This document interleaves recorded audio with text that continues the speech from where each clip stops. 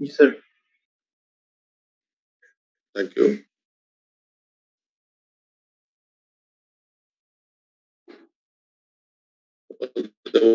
মোটামুটি হিট এক্সচেঞ্জারের মানে চ্যাপ্টার 12.1 যে টপিকটা পড়াচ্ছিলাম ওখানকার থ্রি পার্ট যেটা পড়া হয়ে গেছে। আমরা যে হিট এক্সচেঞ্জারের যে ক্যালকুলেশন করছি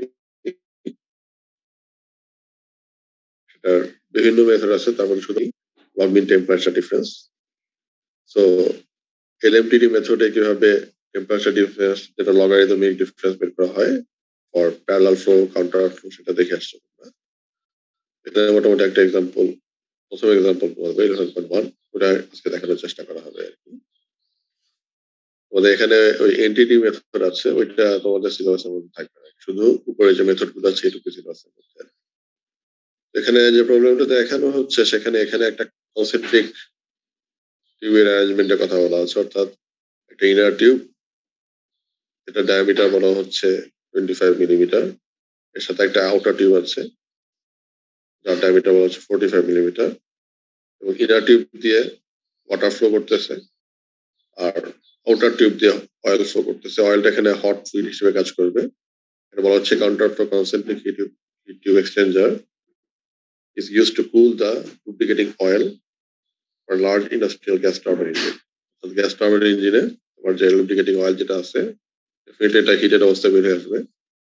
যেহেতু অনেক বড় অ্যামাউন্টের হিট নিয়ে এসে বের হয়ে আসে, আমরা চাই যে হিটটা প্রথম স্টেজে যদি রিকভারি করা যায়, সো ওয়াটারকে হিট করার জন্য রিস্ক হবে আর কি।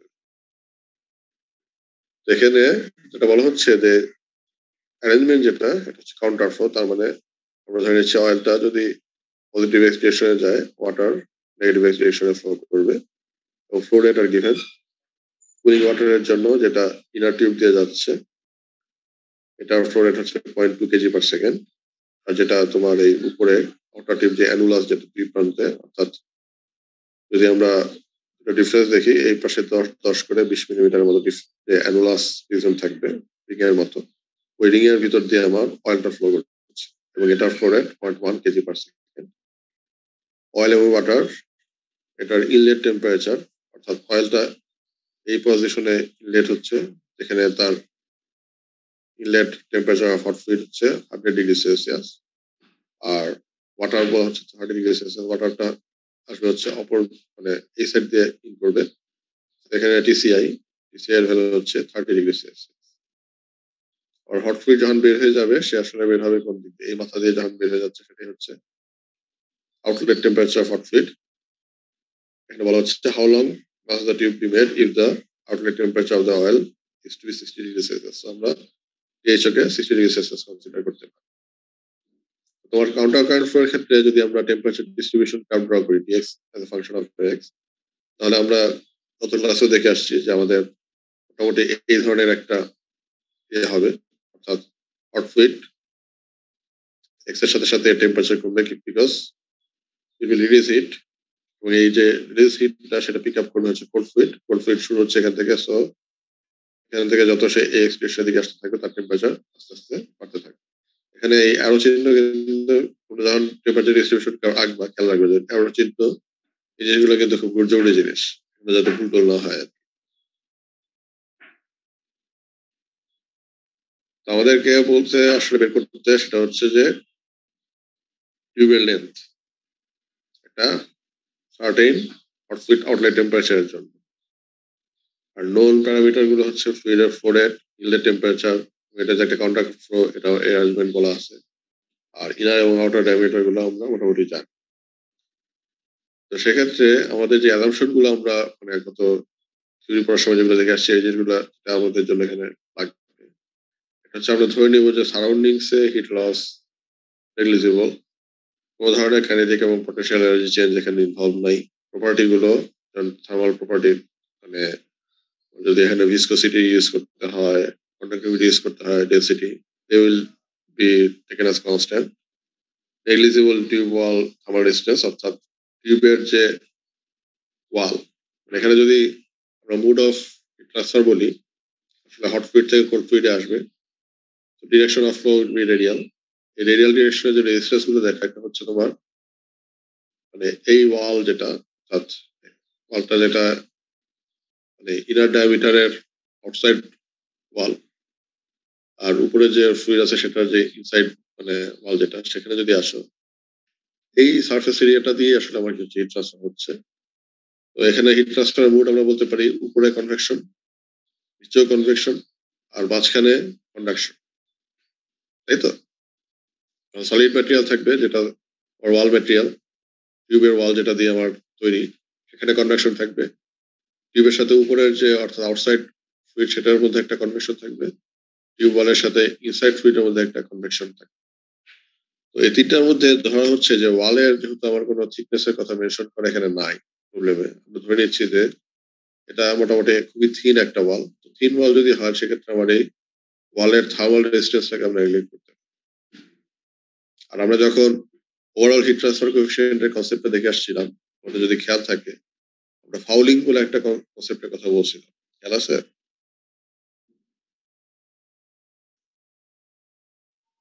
ফাউলিং, জি স্যার। ফাউলিংটা আসলে কি?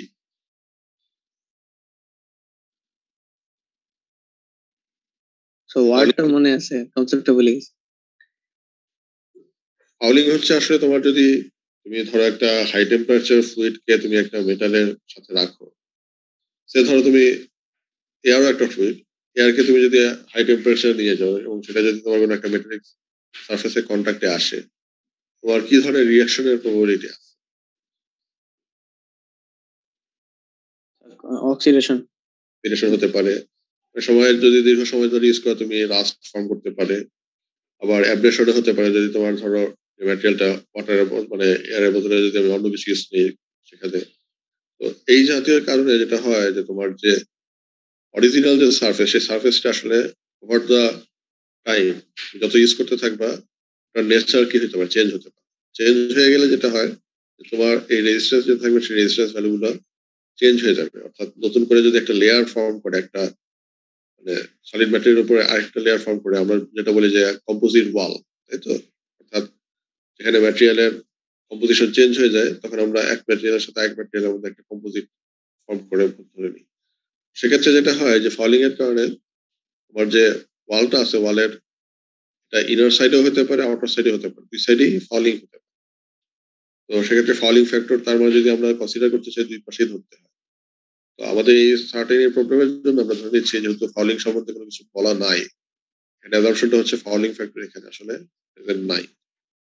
তোমাদের যখন তোমরা প্রবলেম করতে যাবা, প্রবলেম করতে গেলে তোমাদের আসলে কোন অ্যাজাম্পশন গুলো জরুরি সেটা কিন্তু তোমাদের আসলে আইডেন্টিফাই করতে হবে। আর আরেকটা হচ্ছে fully develop conditions for water and oil. তার মানে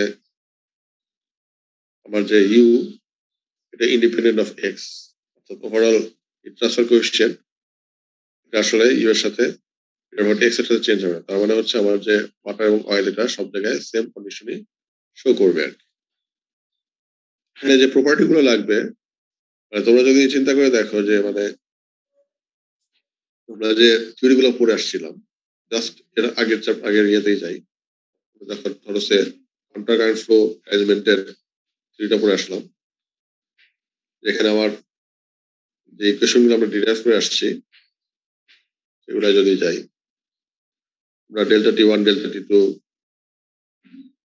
এটা ইউজ করে বের করে আসছি। আর যেটা বের করে আসছি সেটা হচ্ছে এই ডেল্টা টি এন এম, অর্থাৎ লগ মিন টেম্পারেচার ডিফারেন্স। লগ মিন টেম্পারেচার ডিফারেন্সের যে ফর্মুলা আমরা ইউজ করতেছি সেখানে ডেল্টা টি ওয়ান অর্থাৎ এই প্রান্তের দুইটা ফ্লুইডের টেম্পারেচার ডিফারেন্স, আবার এই প্রান্তের দুইটা ফ্লুইডের টেম্পারেচার ডিফারেন্স ডেল্টা টি টু, এই ভ্যালুগুলো আমার লাগে। আবার যদি আমি হিট ট্রান্সফার রেট বের করতে চাই তখন আমার ইউ লাগবে, এটা হচ্ছে overall heat transfer coefficient, surface area লাগবে, আর লাগবে হচ্ছে ডেল্টা টি এলএম। ডেল্টা টি এলএম তো বুঝলাম। এখন কাউন্টার কারেন্ট ফ্লো এর ক্ষেত্রে এই যে এরিয়া, যেটা এই এরিয়াটা আসলে কোন area? শুধু কাউন্টার কারেন্ট ফ্লো না, প্যারালাল ফ্লো এর জন্য যদি আমার অ্যারেঞ্জমেন্টটা এরকম হয়, অর্থাৎ একটা এদিক দিয়ে যাচ্ছে একটা এদিক দিয়ে বের হয়ে যাচ্ছে, তখন আমার সারফেস এরিয়াটা কোনটা আসলে?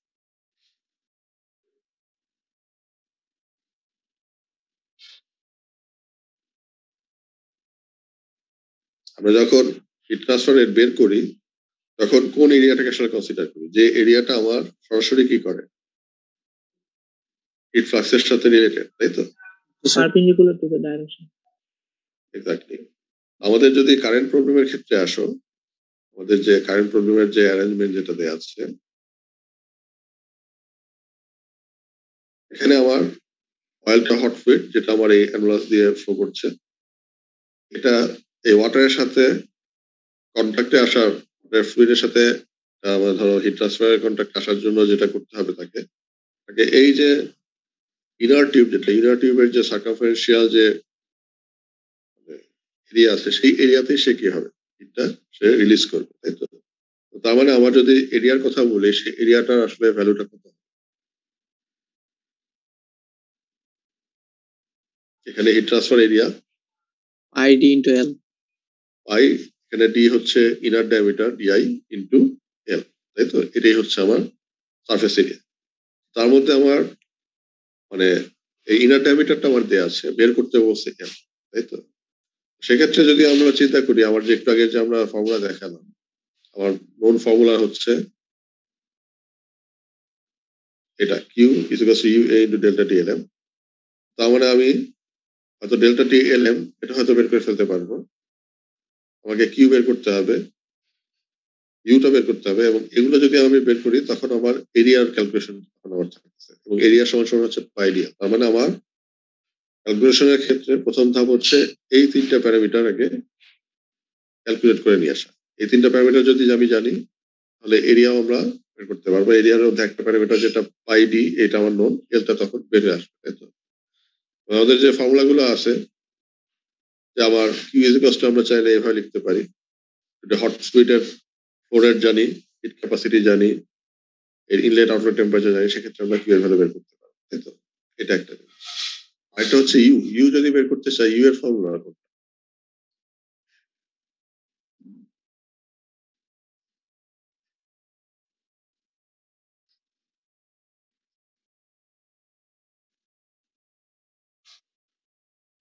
আমরা অনেক উপরে ইউ উপরে আসছি। আমরা ইউ বের করতে গেলে যেটা করি, 1/ইউ এ ইকুয়ালস টু আমরা চাইলে এরকম একটা কিছু দিয়ে আমরা রিপ্লেস করতে পারি আর কি, তাই তো? এখানে 1/HIAI fouling factor for inner surface, fouling factor for outer surface, 1/HOAO অর্থাৎ আউটার সারফেসে হিট ট্রান্সফার যেটা কোএফিসিয়েন্ট সেটা আমার লাগবে, আর এটা লাগবে। আর আমাদের এই কারেন্ট প্রবলেম, আমাদের তোমাদের যদি খেয়াল থাকে, আমরা যে অ্যাজাম্পশন গুলো নিছিলাম তার মধ্যে একটা হচ্ছে এখানে ফাউলিংটা কি প্রেজেন্ট আছে নাকি নাই।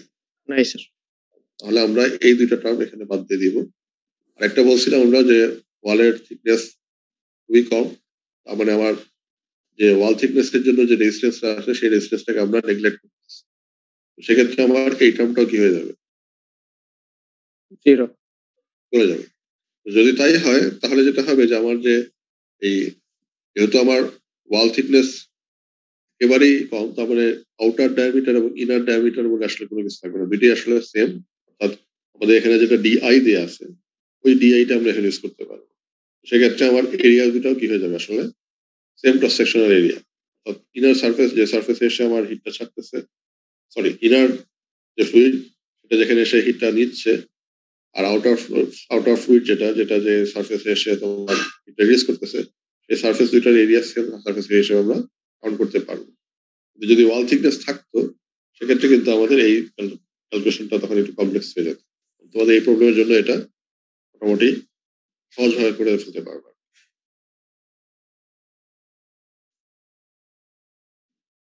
এখন আবার যে প্রবলেমে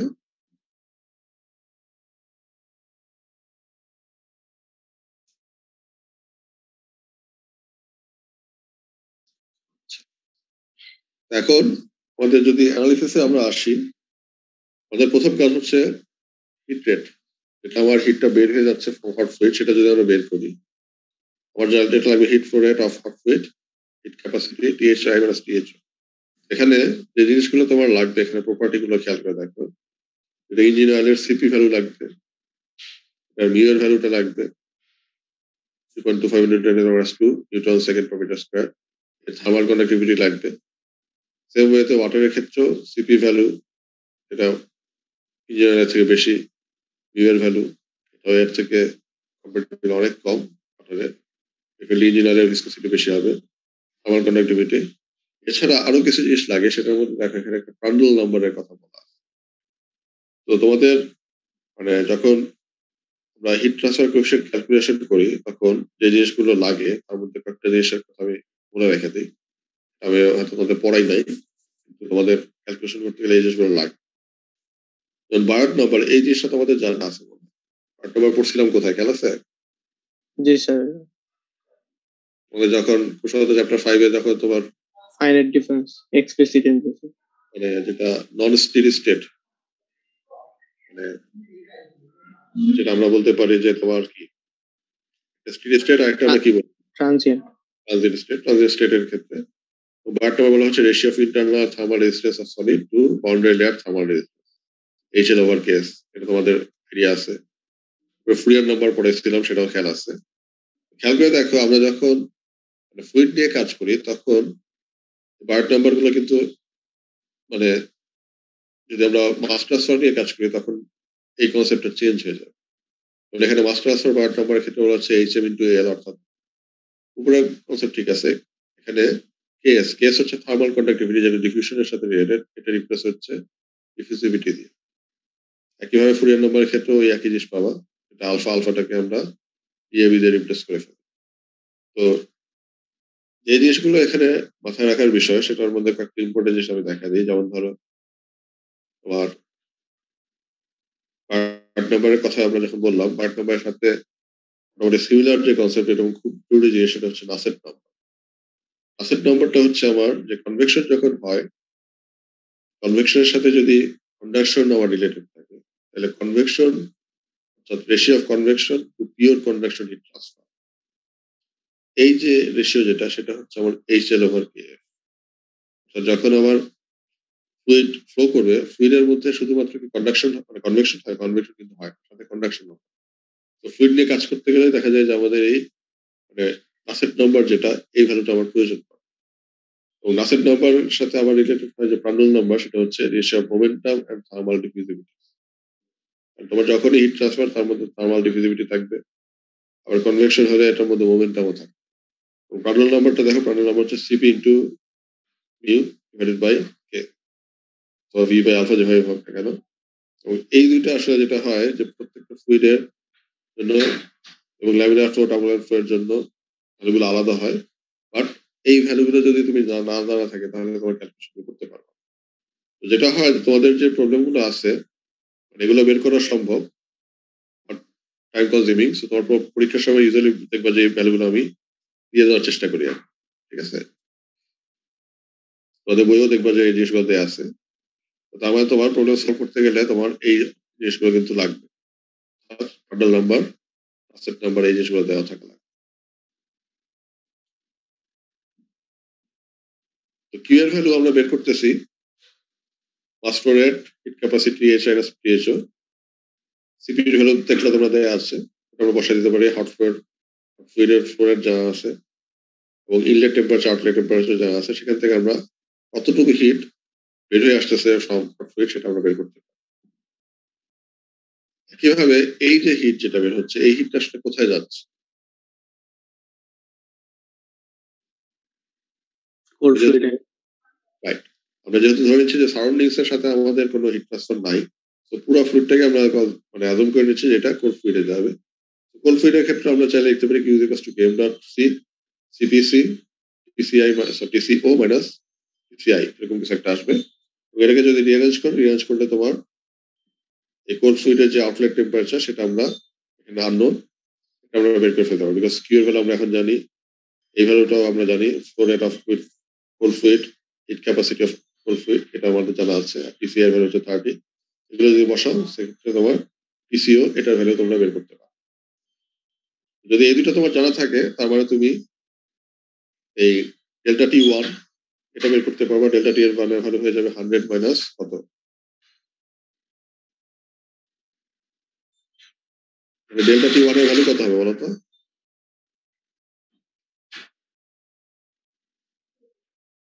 টিএইচআই মাইনাস টিসিও কত আসবে বলো? টিসিআই হচ্ছে 100, সরি THI হচ্ছে 100, TCO হচ্ছে 40.2। কত আসবে এটা? বইয়ে করা কিন্তু আসলো 59.8 কিছু একটা আসবে, তাই তো? আর তোমার এই প্রান্তে যদি আসো, এটা ডেল্টা টি হবে THO মাইনাস PCI, অর্থাৎ 60 থেকে 30 যদি বাদ দাও, এটা হলে আসবে 30। তো এখান থেকে তুমি ডেল্টা টি LM যেটা ল্যামিনার মানে লগ মিন ভ্যালু যেটা, সেটাও বের করে ফেলা সম্ভব। সো ডেল্টা টি LM হয়ে যাবে, চাইলে এই ফর্মুলা দুটো যে কোনো একটা ইউজ করতে পারো, delta T1 minus delta T2 divided by log delta T1 by delta T2, অথবা এটা ইউজ করো। তো এই ডেল্টা T1 ডেল্টা T2 আমরা বের করলাম। এটা যদি আমরা ভ্যালুগুলো যদি বসাই, 59.8 আর 30 এগুলো বসাই দিলে তোমার এই লগ মিন টেম্পারেচার ডিফারেন্স ডেল্টা TLM আমার 43.2 ডিগ্রি সেলসিয়াস। এটা হচ্ছে আমার লগ মিন টেম্পারেচারের ভ্যালুটা পাচ্ছি আমরা। তো এই ভ্যালু যদি আমরা এখন ইকুয়েশনে বসায় দেই, কোন ইকুয়েশনে আমরা বসাবো? এই ইকুয়েশনে আমরা বসাইতে পারি। তো সেক্ষেত্রে আমার আননোন আরেকটা জিনিসই আছে, কিউ এর ভ্যালু আমি জানি, ডেল্টা TLM জানি, ইউটা আগে বের করতে হবে। ইউ যদি বের করি তাহলে আমার এরিয়া আমরা বের করতে পারবো। ইউ এর ভ্যালু আমরা বের করবো কিভাবে, তাই তো? এখন যদি একটা ওয়াল দিয়ে সেপারেট করা থাকে 2 ফিট স্ট্রিম, এই ধরনের কেসে ওভারঅল হিট ট্রান্সফার কোএফিশিয়েন্ট আমরা ইজিলি এই ইকুয়েশনটা দিয়ে দিই। এটা আমরা শুরুতেই আমরা দেখাচ্ছিলাম। অর্থাৎ এটা ফাউলিং নাই, so inner fluid, outer fluid আর ওয়াল থিকনেস। এবং ওয়াল থিকনেস আমরা নাই যেহেতু, আমরা কোল্ড সারফেস এবং হট সারফেস দুইটার এরিয়া আমরা সেম ধরতে পারি। সো ইউ এর ভ্যালু আমরা খুব সিম্পল ফর্মে এইভাবে লিখে দিতে পারি। ইউ এর ভ্যালু হয়ে যাবে 1/8 1/1/HI প্লাস 1/HO, এরকম কিছু একটা দিয়ে আমরা ইউটাকে রিপ্লেস করতে পারি। এই অংশটা বোঝা যাচ্ছে কি? জি স্যার। এখন আমার যখন ওয়াটার একটা টিউবের ভিতর দিয়ে ফ্লো করে, খেয়াল করে দেখবা, এই জিনিসগুলো তো ওদের পড়ানো হয়নি। ওয়াটার যখন ফ্লুইডের একটা টিউবের ভিতর দিয়ে ফ্লো করবে, তখন ফ্লো টার্বুলেন্ট হবে কিনা, এটার যে কনসেপ্ট, অর্থাৎ রেনল্ড নাম্বার, যেটা কোল্ড ফ্লুইড, এই জন্য আমরা সি দিয়ে করতেছি।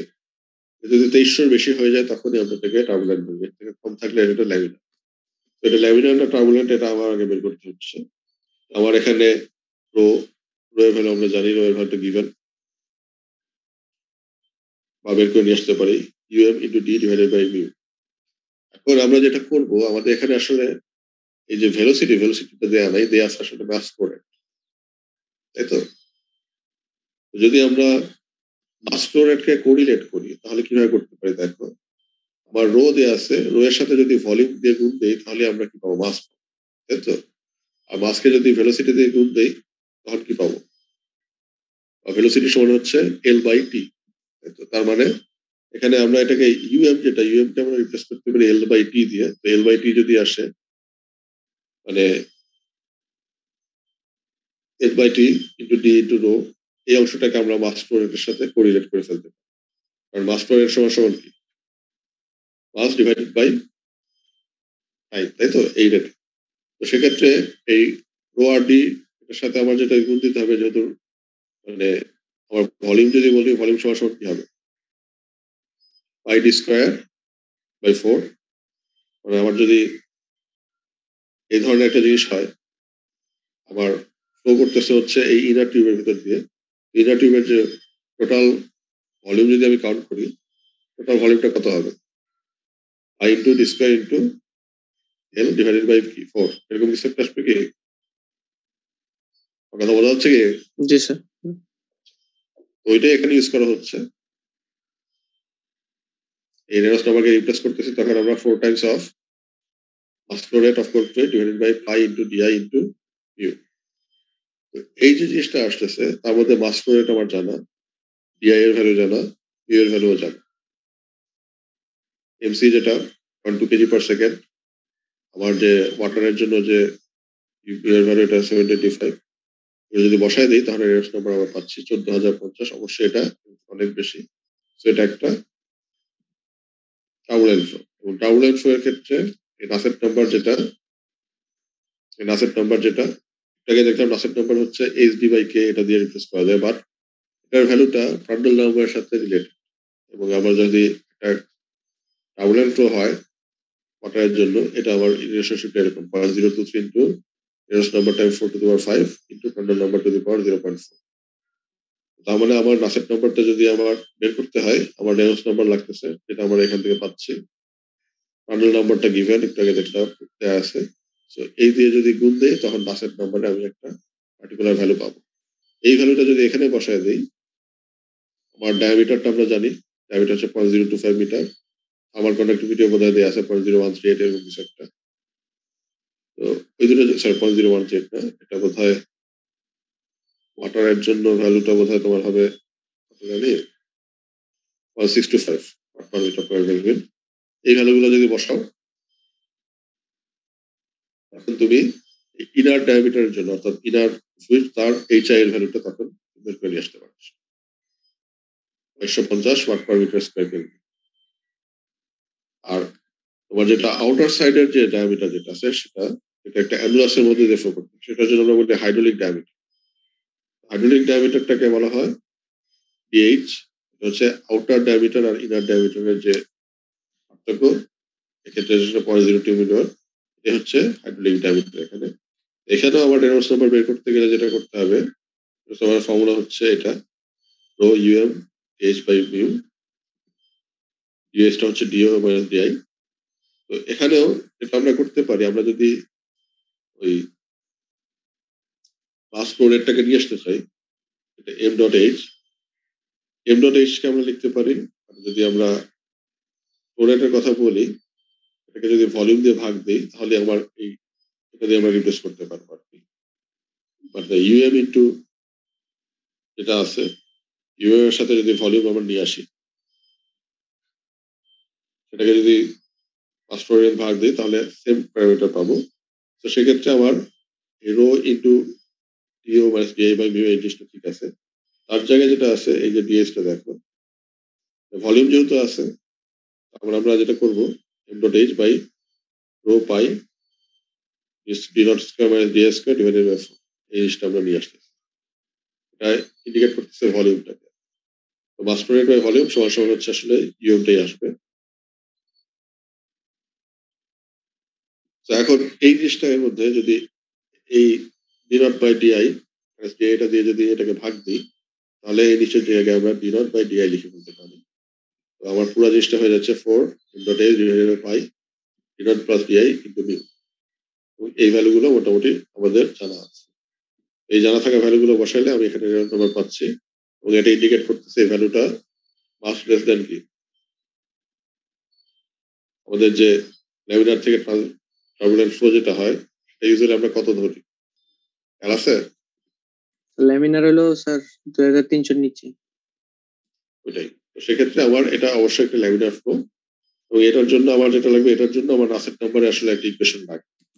এই ইকুয়েশনটা যেটা যে ফর্মে আসলে আসে, সেটা একটা টেবিল ফর্মে আসে। নাসেট নাম্বারের যে রিলেশনশিপ, তোমাদের টেবিল 8.2 যদি অ্যানুলাস দিয়ে ফ্লো করে, তখন ইনার ডায়ামিটার এবং আউটার ডায়ামিটারের রেশিওর সাথে এটা নির্ভর করে। এই ভ্যালুটা তোমাদের পরীক্ষার সময় অবশ্যই তোমাদের গিভেন থাকে। এই ইকুয়েশনটা তোমাদের মানে যে প্রবলেমই দেওয়া হোক না কেন, সেই প্রবলেমের কারেসপন্ডিং পাশের নাম্বার দিয়ে রাখবো। তারপর মনে রাখতেছি যে ডিআই বাই ডিও রেশিও, এটার সাথে সাথে যদি ইন্টারপোলেশন করি, আমার টেবিল থেকে আমরা নাসেট নাম্বারের এই ইকুয়েশনটা আমরা পেয়ে যাই আর কি। এইচও ইন্টু ডিএইচ বাই কে 5.63। তাহলে আমার নাসেট নাম্বার যে রিলেশনশিপ, এটা যদি ইউজ করি, সেক্ষেত্রে আমার এই এইচ এর ভ্যালু আমরা বের করতে পারি, কারণ ডিএইচ আমরা জানি, কে এর ভ্যালুও জানি। এই দুটো ভ্যালু যদি বসায় দিই, তাহলে এইচ এর ভ্যালু আসতেছে 38.8 পার মিটার স্কয়ার কেলভিন। আমার টোটাল ওভারঅল কোয়ান্টিফিকেশন কোএফিশিয়েন্ট যেটা, সেটা ভ্যালুটা ইউটা হয়ে যাচ্ছে 1 বাই এটা 1 বাই এইচও আর 1 বাই এইচআই। এই দুটো যদি আমি ইনভার্স করি, যেহেতু এই ভ্যালুটা অনেক বড়, শুধুমাত্র এইটার দেখবা যে এফেক্টে বেশি থাকবে। So 38.1 watt per metre square, এটা হয়ে যাবে আমার ইউ এর ভ্যালু। সেক্ষেত্রে আমার ইউ এর যে ইকুয়েশন, সেখানে আমি এই এরিয়াটাকে আমরা বলতেছি পাই ডিআই ইন্টু এল। সো এল এর ভ্যালুটা আমরা বের করতে গেলে আমার এই ফর্মুলা আমরা ইউজ করবো, এখানে আমার এই রাইট হ্যান্ড সাইডের সবগুলো ভ্যালু আমার মোটামুটি এখন আর ইউ এর ভ্যালু যেহেতু বের করে ফেলছি, এগুলো যদি সব বসায় দাও তাহলে তুমি টোটাল লেন্থ যেটা সেটা পেয়ে যাবে। Total length 65.9 metre. প্রবলেমে মেইনলি আসলে তোমার এই ইউ এর ভ্যালু বের করাটাই আসলে মেইন কাজ, অন্যান্য জিনিসপত্রগুলো খুব একটা সমস্যা হয়তো করবে না। তো তোমাদের যে মানে এমনি হিট ট্রান্সফার হিট এক্সচেঞ্জারের যে প্রবলেম, মোটামুটি এই ধরনের প্রবলেমই দেওয়া হবে। এর বাইরের যে প্রবলেমগুলো আছে, পার্টিকুলার ডিজাইন প্যারামিটার আছে, এনটিইউ মেথডে এফেক্টিভনেস আছে, ওই জিনিসগুলো এই সিলেবাসের মধ্যে কভার করছি না, তো ওগুলো তোমাদের না করলেও চলবে আর কি। চ্যাপ্টার এখানে এই চ্যাপ্টার এখানে শেষ। কারো কোশ্চেন আছে কোনো এই চ্যাপ্টারে?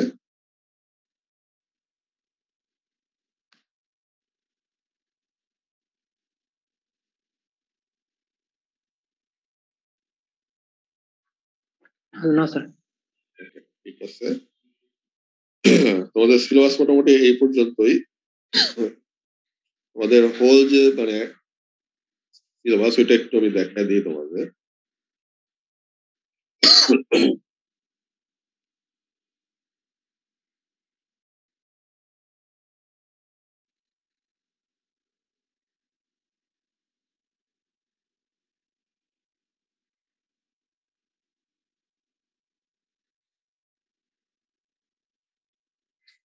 দেখা যাচ্ছে?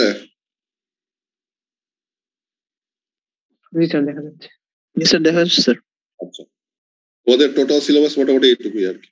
ঠিক আছে, এখানে যতটুকু আছে তোমরা ছবি টবি তুলে নিতে পারো। এটার একটা তোমাদের প্রথম যেটা ছিল চ্যাপ্টার 1, মানে এখানে টপিক হচ্ছে 1.1 থেকে হচ্ছে 1.2.4 পর্যন্ত। এখানে এর মধ্যে যে জিনিসগুলো পড়ানো হয়েছে এটা এর মধ্যে থাকবে আর কি, এবং এটার যে কারেসপন্ডিং প্রবলেম গুলো আছে সেগুলো করবা। Chapter 2 full chapter except for thermal conductivity একটা অংশ আছে 2.2 বোধহয়, ওইটা বাদে 2.1 2.3 ওই জিনিসপত্রগুলো বাকি থাকবে। বাকি যেগুলো আছে সবই থাকবে, শুধু থার্মাল কন্ডাক্টিভিটির যে কনসেপ্ট গুলো আছে ওগুলো বোধহয় আমি তোমাদের এখানে পড়াই না, ওইটা বাদে। চ্যাপ্টার 3 তে তোমাদের 3.1 থেকে শুরু করে 3.1.4 পর্যন্ত সম্ভবত তোমার এই কন্ডাকশনের যে মানে স্ফেরিক্যাল সিস্টেম পর্যন্ত। এরপরে হচ্ছে তোমার এক্সটেন্ডেড সারফেসের জন্য কুশলত 3.2 থেকে 3.2 আর 3.3 কুশলত হচ্ছে সিলিন্ড্রিক্যাল আর স্ফেরিক্যাল সিস্টেম, এটুকু। তারপরে পরে হচ্ছে heat transfer for extended surface, যেটা সেটা হচ্ছে 3.6.1 থেকে 3.6.2 পর্যন্ত, এটুকু আর কি। এরপরে চ্যাপ্টার 4 শুধুমাত্র টপিক 4.4 পড়া হয়েছে, অর্থাৎ তোমার যেটা ওই finite difference equation, nodal network, এটা এই অংশটা, আর বোধহয় তোমার এনার্জি ব্যালেন্স মেথড, এই দুইটা জিনিস তোমার এই 4.4 এর মধ্যে আছে। আর চ্যাপ্টার 5 যদি আসো, চ্যাপ্টার 5 তোমার প্রথমে পড়াইছে যে লাম্প ক্যাপাসিট্যান্স মেথডে, যেটা ওই যে তোমার তোমার বার্ট নাম্বার দিয়ে যেটা করছিলাম। তারপর জেনারেল লাম্প ক্যাপাসিট্যান্স, এটা এগুলো মধ্যে 5.3 এর মধ্যে যাবে। আর তারপর হচ্ছে 5.10, এখানে হচ্ছে তোমার ডিসক্রিটাইজেশন, এক্সপ্লিসিট মেথড, ইমপ্লিসিট মেথড, এই জিনিসগুলো আসছে। আর কনভেকশনে তোমাদের চ্যাপ্টার 6.1 থেকে 6.3 পর্যন্ত, অর্থাৎ তোমার ওই local total average convection heat transfer coefficient, এগুলো, বাউন্ডারি লেয়ার গুলো। এরপর হচ্ছে ল্যামিনার থেকে টার্বুলেন্টের জন্য তোমার যে চেঞ্জ আসে কনসেন্ট্রেশন বাউন্ডারি লেয়ারের বা হিট ট্রান্সফার লেয়ারের, ওই অংশগুলো 6.1 থেকে 6.3। আর হিট এক্সচেঞ্জার যেটা, সেটা তোমার 11.3 পর্যন্ত পড়া যাবে, এলএমটিডি মেথড পর্যন্ত। তারপরে তোমার রেডিয়েশন যেটা আছে, রেডিয়েশনে চ্যাপ্টার 12 পড়াইছি 12.1 থেকে 12.8 পর্যন্ত, পরীক্ষা দিচ্ছে মানে লাস্ট ক্লাস যেটা। আর চ্যাপ্টার 13.1 থেকে 13.3 পর্যন্ত। এই হচ্ছে তোমাদের টোটাল সিলেবাস। আর কোনো কোশ্চেন আছে আপনি? স্যার সেকশন ডিভাইড কিভাবে হবে স্যার? সেকশন ডিভাইড ইউজুয়ালি যেটা হয় যে তোমার ধরো মানে রেডিয়েশন, তারপরে কনভেকশন, এই জিনিসগুলো একটা সাইডে থাকে, আর তোমার কন্ডাকশনটা ইউজুয়ালি আরেকটা প্রশ্ন থাকে, কারণ কন্ডাকশনটা তোমাদের অনেক বড় সময় ধরে পড়ানো হয়েছে, তো ইউজুয়ালি ওইভাবে ভাগ করা থাকে আর কি। মানে লেকচার মানে স্যার চ্যাপ্টার 1 থেকে চ্যাপ্টার 5 এক সাইডে থাকে, আর চ্যাপ্টার 6 মোটামুটি এরকমই থাকবে। চ্যাপ্টার 1 থেকে চ্যাপ্টার 5 পর্যন্ত মোটামুটি এক সাইডে থাকে, আর চ্যাপ্টার 6 থেকে এই পর্যন্ত মোটামুটি এইভাবে ভাগ করা হয় ইউজুয়ালি।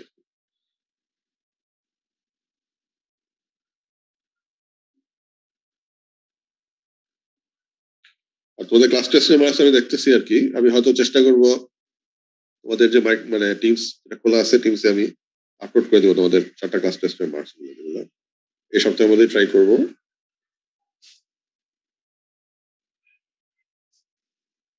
ঠিক আছে, আর কারো কোনো কিছু আছে বলার?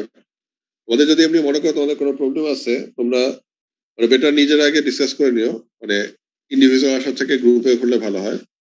তোমরা মানে ইন্ডিভিজুয়ালে কথা বলতে পারো বা তোমাদের সিআর এর মধ্যে বলতে পারো। তোমাদের যদি মনে করো যে তোমাদের কোনো একদিন আমার সাথে বসতে ভালো হয়, অনলাইনেও বসতে পারো, সেক্ষেত্রে আমাকে একটু আগে বলে দিও কি কি প্রবলেম আছে তোমাদের জানাও, আমরা হয়তো বসতে পারি চাইলে। ঠিক আছে? জি স্যার, এটা করলে ভালো হবে স্যার। ঠিক আছে।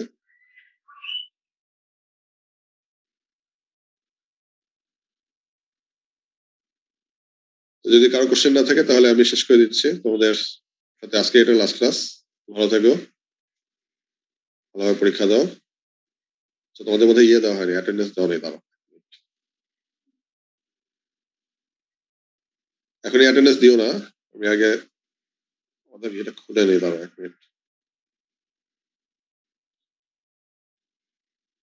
আচ্ছা, তোমার অ্যাটেন্ডেন্স দেওয়া শুরু করো এখন।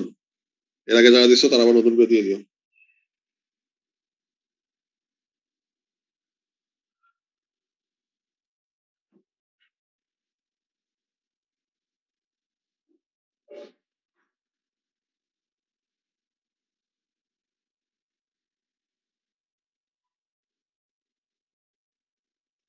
আচ্ছা স্যার, আমাদের ওই টার্ম ফাইনাল ম্যাথের মধ্যে আমরা জাস্ট অ্যাজাম্পশনটা লিখে করলেই হবে নাকি বইয়ের মতো মানে সবই লিখতে হবে? মানে তোমাদের মানে যে প্রসিডিউরটা তোমাদের বইয়ে ফলো করছে, মানে ওইটা তোমাদের স্ট্রিক্টলি ফলো না করলেও চলবে। তোমাদের যে জিনিসটা ম্যান্ডেটরি সেটা হচ্ছে অ্যাজাম্পশন গুলো যাতে ঠিক থাকে, যে জায়গায় যে অ্যাজাম্পশন গুলো নিচ্ছে। আর ছবি টবি যদি তুমি না আঁকো সমস্যা নেই, ফর্মুলা যদি তুমি ঠিকঠাক মতো ইউজ করো, অন্য জিনিসপত্র ঠিক থাকে তাহলে চলবে। আর তোমাদের যে স্কিমেটিক দেওয়া আছে, অ্যানালিসিস, মানে এরকম পয়েন্ট বাই পয়েন্ট তোমাদের লিখতে হবে। বুঝতে পারছি কি? জি স্যার, বুঝতে পারছি, থ্যাংক ইউ।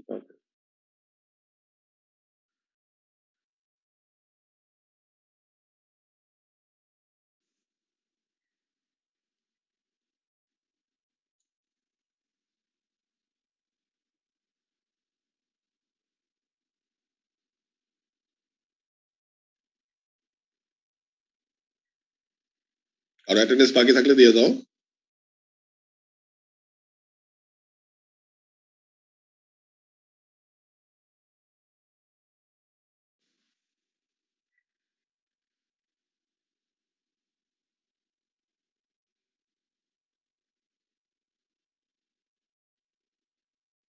আর মনে হয় আর কারো বাকি নাই। ঠিক আছে, সবাই ভালো থেকো।